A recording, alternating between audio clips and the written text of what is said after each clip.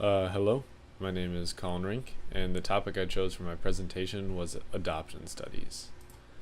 Now, a big part of adoption studies is twin studies, or the look into what affects you more, nature or nurture. And the twin studies are supposed to show the science behind how our genes affect our personality. From twin studies, we can tell that genes can affect the probability of depression, alcoholism, parenting style, and educational attainment. Identical twins are treated more alike than fraternal twins, so they tend to have more similarities from that on the nurture side. But if you can see from this graph here, it is a graph comparing the variation among traits within twins comparing heritability, shared environment, and unshared environment.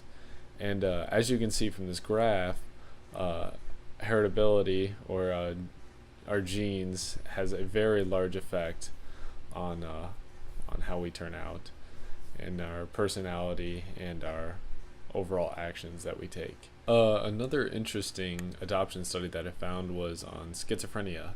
And the study was performed on children adopted from mothers who had schizophrenia, and it was comparing them or the results of the amount of children that developed schizophrenia from mothers who didn't have schizophrenia, and the results were relatively overwhelming. The children whose mothers had schizophrenia also tended to develop it themselves, which would show that genetics plays an entire role or a huge role in mental illnesses.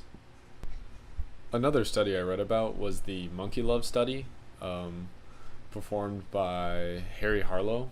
And in this study, he separated baby monkeys from their mothers shortly after birth, and he gave them two surrogate mothers. They both dispensed milk, but one was covered in a comfortable cloth, while the other one was just wire mesh. And what he found was obviously the baby monkeys chose the cloth surrogate mother over the wire surrogate mother, and he also tried to observe their behavior and like curiosity in the world around them. Like if he made a loud sound that scared the monkeys, they would immediately run and cuddle to their mother, and she would calm them down. But they were far more fearful and never really explored their environment when their surrogate mother wasn't around. Now,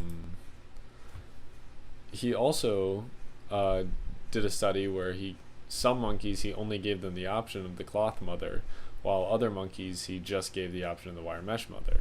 And they both went and drank milk from the surrogate mothers fine, and they both grew at a normal rate. But what he found is they both behaved quite differently, and what he attributes this to is the emotional attachment of cuddling to your mother in early development is pretty large for any children.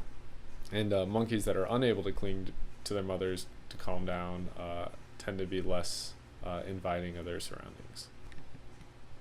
Another adoption study I found was one that looked into the IQs of children that were adopted, and if they were more similar to their adoptive parents or their genetic parents. And from those studies, they found there was a strong correlation between the child and his genetic parents as opposed to the child and their adoptive parents. And comparing them to maybe their adoptive siblings or natural siblings, their IQ scores were more similar to natural siblings from adoptive siblings. This is how you get people like Steve Jobs. As you can see from this graph, they compared an adoptive child and their adoptive parents, and you can compare the correlation of intelligence there versus the adopted child and their biological parent. And they put control group numbers up there to see what normal results are with a child raised by their biological parents. As you can see from this graph, pretty consistently throughout their life, the child is just very similar to their biological parent. In this study, the researchers looked into children adopted into same-sex households versus normal heterosexual households. And they first did a poll, and it said that 43% of people believe it is bad for same-sex couples to raise a child. And they were like, all right, is this true? And most children raised in same-sex households actually fare pretty similar to children born in normal households, and they scored higher versus children that were born in single-parent households, because those children are typically more stressed, and their parents have, I guess, have a lot more going on. Um, However, in masculinity, because they studied more children adopted into lesbian couples versus gay couples, and they saw that men or male children scored about the same in masculinity, but they scored higher in femininity as well, and they scored higher in non-conforming gender, I guess, identities. In conclusion, it seems that nature affects us more than nurture. Um, a lot of the studies seem to point to our genetics affect our IQ, personality, and our probability of mental illness. It's still good to note from the monkey love experiment, though, that a caring home is important for emotional growth and our development as we move on in life.